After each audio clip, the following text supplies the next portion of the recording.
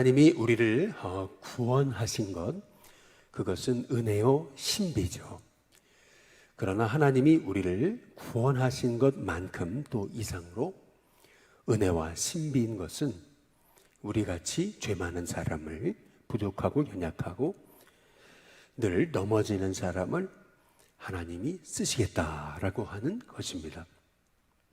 하나님이 이 땅을 홀로 창조하셨죠. 이 땅을 얼마든지 홀로 창조하실 수 있는 하나님이 하나님의 구원 사역을 위해 저에게, 우리에게, 우리 일신교회 성도님들에게 너의 도움이 필요하시다라고 말씀하시면서 우리를 하나님의 일에 초청하여 주신다라고 하시는 것은, 이것은 우리를 향한 엄청난 은혜인 것이죠. 우리가 천국에 가서 세 가지를 놀란다고 그러잖아요. 먼저는 전혀 뜻밖의 사람이 와 있는 것을 보고, 그리고 또 한 가지는 와 계셔야 될 분이 안 계신 것을 보고, 그리고 마지막으로는 나 자신이 천국에 와 있는 것을 보고 놀란다라고 이렇게 이제 말하잖아요. 마찬가지로 우리가 구원받은 것, 이것은 엄청난 은혜고 신비이자 구원받은 것만이 아니라 내가 쓰임받을 수 있다는 것, 하나님이 나에게 하나님의 도구로 나를 쓰시겠다고 나같이 연약한 자를 초청하여 부르셔서 네 도움이 필요하다라고 하시는 것, 이것은 엄청난 은혜라고 하는 이제 사실입니다. 하나님이 이스라엘을 출애굽하신 목적, 그것은 그들을 구원하실 뿐만 아니라 그들을 제사장 나라로 삼으시기 위해 하나님이 이스라엘을 불러 세우신 것이죠. 그것을 위해서 하나님이 그들에게 말씀을 주시고 또한 이제 성막을 만들게 하시고자 하나님이 모세를 여기 이제 시내산으로 이제 부르시는 장면이 이제 오늘 말씀인 것입니다. 여기 이스라엘의 이제 모습을 보시면은 여지껏 성경에 전혀 한 번도 없었던 그러한 너무나 신비스러운 그런 모습이 오늘 이 말씀을 통해 기록되어 있는 것을 볼 수가 있습니다. 그것이 뭐냐면 11절에 보면은 하나님이 이스라엘 자손들의 존귀한 자들에게 손을 대지 아니하셨고 그들은 하나님을 뵙고 먹고 마셨다, 이제 이렇게 말씀하고 있습니다. 하나님을 보면 죽는데, 만나면 죽는데, 그들은 하나님을 뵙고도 그들은 죽지 않았어요. 그리고 죽지 않았을 뿐만 아니라 하나님과 함께 먹고 마셨다, 이제 이렇게 이제 말씀하고 있습니다. 하나님의 임재를 보고 하나님이 너무 두려워서 우리에게 직접 말씀하시지 말아달라고, 모세를 통해서 말씀해달라고 했던 그러한 백성이 이스라엘인데, 하나님은 그 이스라엘에게 직접 만나주시고 뿐만 아니라 그들과 함께 먹고 또 마시시는 그러한 은총을 베풀어 주시는 것을 볼 수가 있습니다. 요한계시록의 3장 20절에 볼지어다 내가 문 밖에 서서 두드리노니 누구든지 내 음성을 듣고 문을 열면 내가 그에게로 들어가겠다. 그는 나로 더불어 먹고 또한 나도 그와 더불어 먹겠다 하셨던 이 하나님이, 예수님을 주인으로 모신 자에게 주시는 이 식탁의 교제의 축복, 그 축복을 지금 이스라엘에게 하나님이 허락하셨다라고 하는 것이거든요. 저희가 한참 코로나 때문에 점심 식사를 못 하다가 이제 드디어 이제 올해 저희가 점심 식사를 이제 시작을 했잖아요. 근데 그때 우리가 뭐 대단한 반찬, 대단한 음식 해가지고 먹은 거 아닌데, 그럼에도 불구하고 그렇게 그 성도들의 그 마음에 이렇게 성도들이 함께 예배 자리에 나와서 예배드리고 또 이렇게 식탁의 교제를 한다라고 하는 그 기쁨, 그 은혜, 그 감사함이 그 모습에서 느껴졌거든요. 다들 얘기하진 않아도 얼마나들 그렇게 좋아하시던지요. 그런데 이 식탁의 교제라고 하는 거, 함께 먹고 마신다. 이것은 이 보통 관계가 아닌 거예요. 내가 어떤 사람하고도 함께 밥을 먹는다. 이것은 특별한 그러한 은총과 이제 은혜인 거거든요. 그런데 오늘 여기 하나님이 이스라엘 백성을 만나주시고 친히 만나주시고 뿐만 아니라 먹고 마셨는데도 그들은 죽지 않았어요. 이 얼마나 놀라운 은혜입니까? 더구나 거기 10절에 보시면은 한번 같이 한번 읽어보겠습니다. 같이 있습니다. 시작. 이스라엘의 하나님을 보니 그의 발 아래에는 청옥을 편 듯하고 하늘같이 청명하더라. 여기 보면 하나님을 보게 됐을 때 하나님의 발 아래가 청옥을 편 듯 그렇게 너무나 아름답고 하늘같이 너무나 그렇게 청명했던 것을 그들이 봤어요. 이게 무슨 말이냐면은 요한계시록에 보시면은 21장 11절에 보면은 새하늘과 새 땅이 임했을 때 그 새하늘과 새 땅의 모습이 이처럼 아주 맑고 청명했거든요. 저는 이 말씀을 보면서 어떻게 이 이스라엘 백성에게 장차 임할 그 새하늘과 새 땅에 대한 예고편을 주셨을까? 이제 그런 마음을 갖게 됐어요. 그들이 도대체 어떤 사람들이길래 말이에요. 도대체 그들이 어떤 사람들이었어요? 이제 우리가 이 출애굽기 이후의 말씀을 살펴보시게 되면 이 이스라엘 백성은요, 모세가 시내산에 올라가 있는 40일 동안 그 40일을 못 견디고 못 참아가지고 금송아지 만들고 그 금송아지를 향해서 우리의 신이다 라고 하는 그런 어처구니 없는 죄악된 백성이었거든요. 하나님의 은혜를 너무나 쉽게 잊어버리고 하나님이 그들 앞에 보이시지 않자, 모세도 보이지 않자 그들이 분명 하나님이 우상을 만들지 말아라 라고 출애굽기 20장에서 말씀하셨음에도 그들은 금방 40일 만에 우상을 만들어서 그렇게 그 우상을 섬기던 자들인데, 그런 이스라엘 백성들을 향해서 하나님이 친히 만나주시고 함께 먹고 마시고 뿐만 아니라 저 새하늘과 새 땅에 관한 그 예고편을 하나님이 주셨다라고 하는 이 사실을 생각해 보게 될 때, 그래서 이 이스라엘이 택함 받은 게 은혜고 신비고 뿐만 아니라 이러한 죄 많은 백성을 구원하실 뿐만 아니라 이러한 죄 많은 백성들에게 나의 구원 사역을 위해서 너의 도움이 필요하다라고 초청하시면서 하나님 나라의 제사장으로 삼겠다라고 하신 것, 이거 엄청난 신비고 은혜고 우리를 향한 축복이라고 하는 사실이에요. 우리가 구원받은 거 우리가 당연하게 여기고 쓰임받는 거 당연하게 여기면서 실은 은혜가 사라집니다. 근데 은혜라고 하는 것, 그것은 당연하게 여길 때 그때부터 그것은 은혜가 아니고, 은혜는 어찌 보면 굉장히 흔한 게 은혜라고 하는 거죠. 물도 공기도 또 이 땅의 자연도 산과 하늘도 우리가 밟고 있는 이 흙도 다 너무 흔한 거잖아요. 그런데 이게 은혜라고 하는 겁니다. 우리가 공기, 흙, 그리고 하늘, 또 물 우리가 만들 수 있어요? 못 만들잖아요. 이게 다 하나님의 은혜잖아요.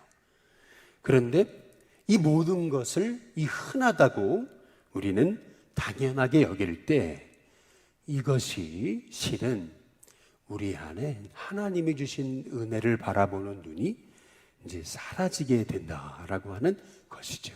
그래서 실은 은혜는 하나님이 내게 허락하신 이 흔해 보이는 것들, 내가 오늘 이 아침에 깨어서 하나님의 그 은혜의 자리에 나왔다는 거, 이 새벽에 나왔다는 거, 또 눈을 떠서 나는 하나님을 찾고 예배한다는 거, 여러분 이것이 우리에게는 엄청난 은혜입니다.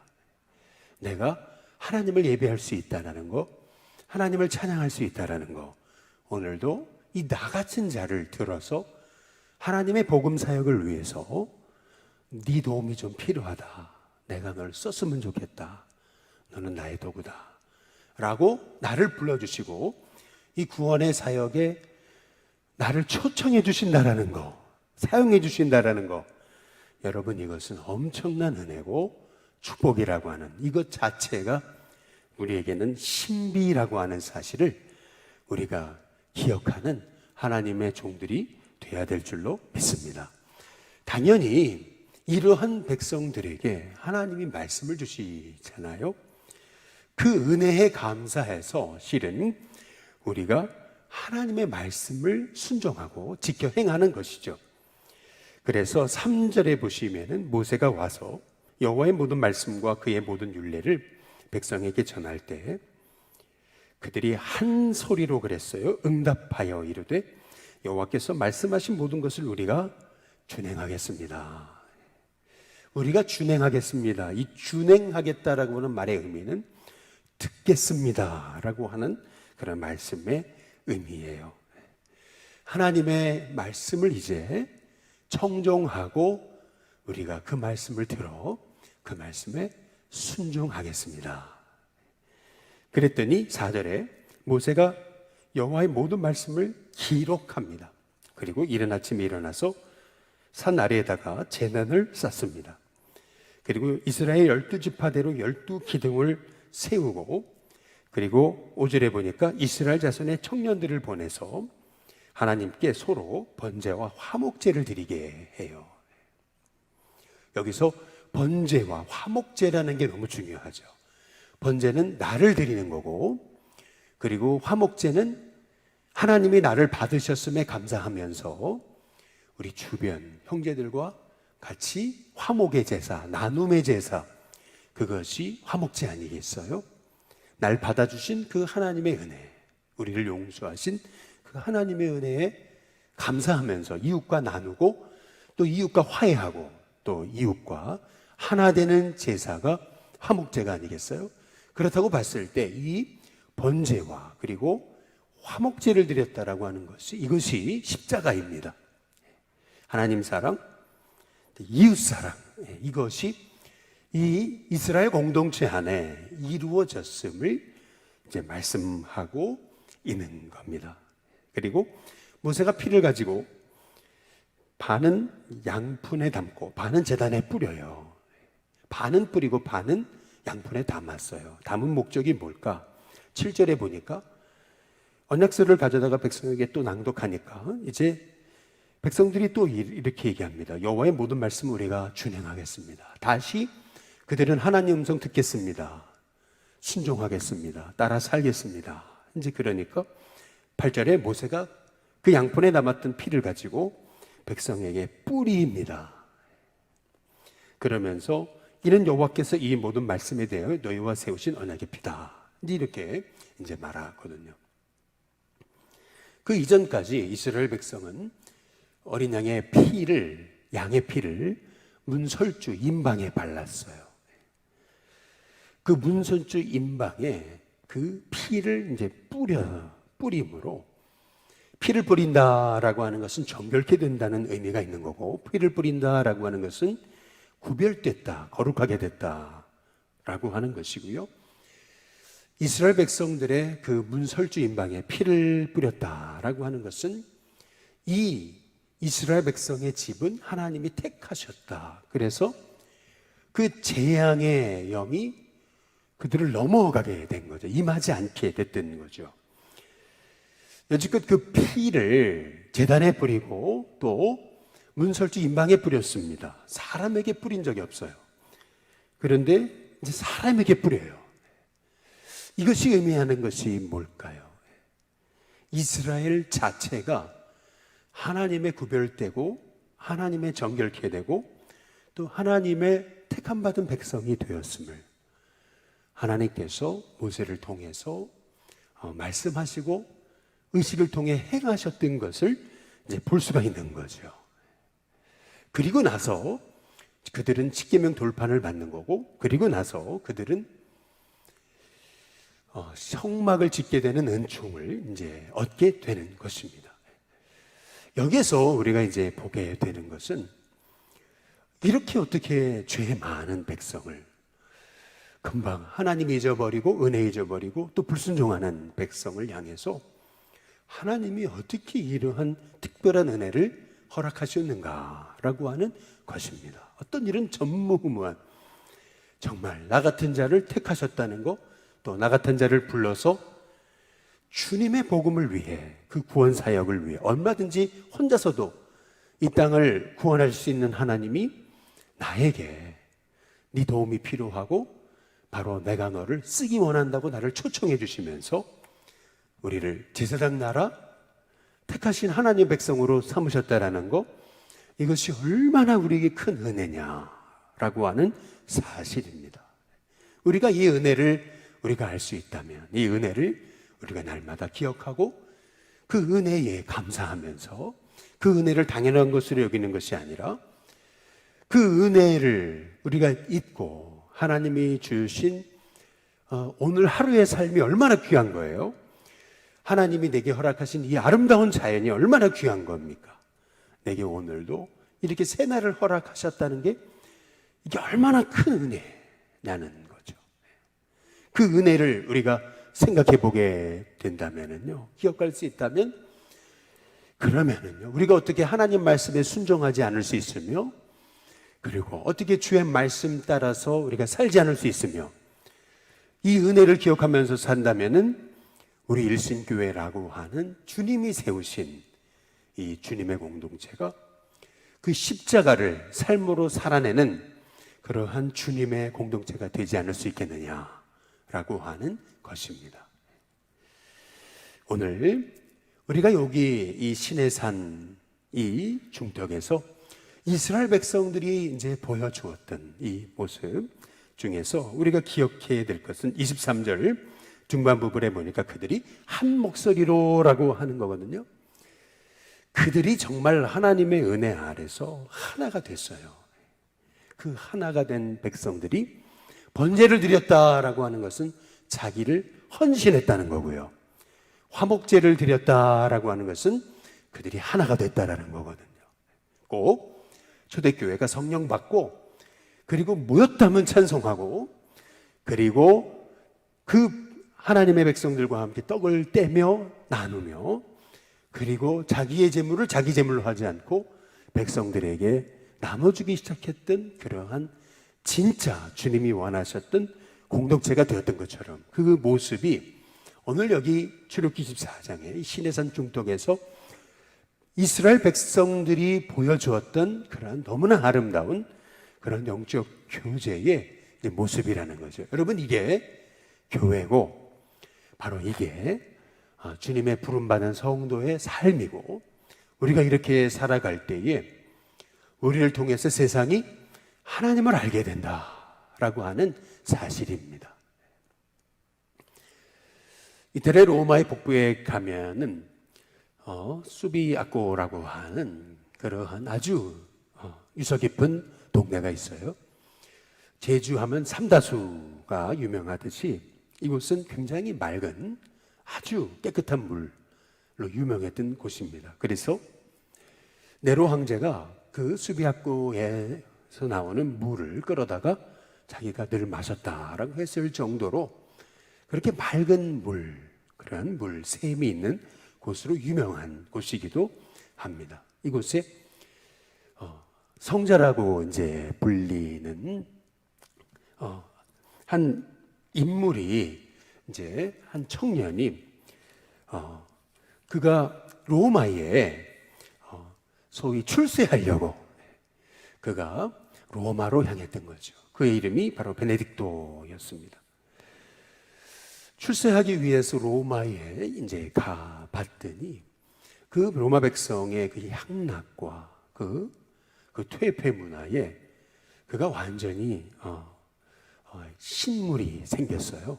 그래서 그는 그 모든 그 출세하고자 하는 꿈을 접고 그 수비학교의 한 절벽 밑에 있는 동굴에 들어가서 한 2년간 기도 생활을 합니다. 한 젊은이가 와서 기도 생활을 한다는 얘기를 듣고 사람들이 이제 광주리에 음식을 넣어서 내려주어 가지고 끈으로 묶어 내려줘서 그가 먹고 거기서 기도 생활을 할 수 있게 이제 도왔던 거죠. 거기서 베네딕토는 하나님 말씀을 청종하고 음성을 듣는 그런 2년의 시간을 갖고 하나님의 마음과 그의 마음이 하나가 되죠. 그리고 하나님의 마음과 그의 마음이 하나가 되며 그 안에 진정한 부흥의 은혜의 역사가 일어나게 됩니다. 그에 대한 소문이 이제 사람들에게 알려지면서 많은 사람이 와서 우리의 지도자가 되게 되어달라라는 그런 얘기를 듣고 그는 그곳을 떠나게 됩니다.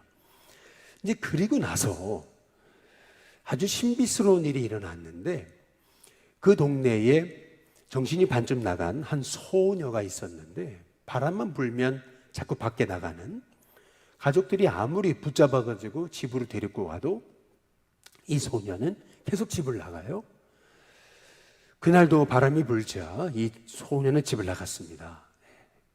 그리고 이 소녀가 가게 된 곳이 바로 이 베네딕토가 기도하던 그 수비약고의 기도굴이었던 거죠. 근데 신기하게도 그곳에서 하룻밤을 잤던 그 정신 반쯤 나간 그 소녀는 그곳에서 잠을 자고 정신이 돌아왔습니다. 우리는 하나님의 은혜의 신비가 있는 그러한 공동체가 되기를 힘써야 된다는 거죠.